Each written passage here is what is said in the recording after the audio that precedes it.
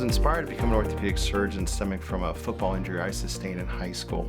I broke my wrist playing football and met an orthopedic surgeon at that time. I realized that probably wasn't going to be playing football past high school. I always enjoyed sports, and I thought that this was something I could do. An orthopedic surgeon was kind enough to let me spend some time with him in the office, and I learned a lot about orthopedics and medicine. And I truly went to medical school to become an orthopedic surgeon.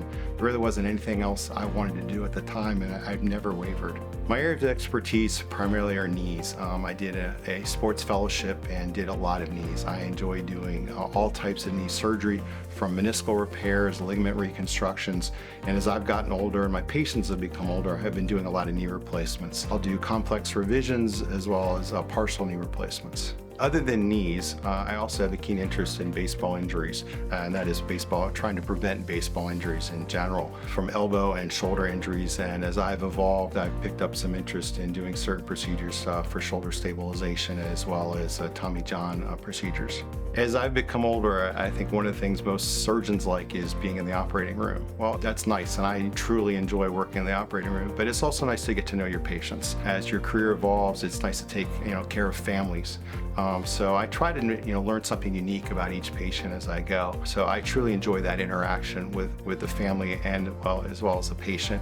Whether I'm taking care of an athlete, trying to get them back on the field and do the sport that they enjoy, or if it's another older patient that has an arthritic joint, trying to get them back and improve their quality of life. And that's what's gratifying for me in being an orthopedic surgeon, is getting that person back doing the things they enjoy.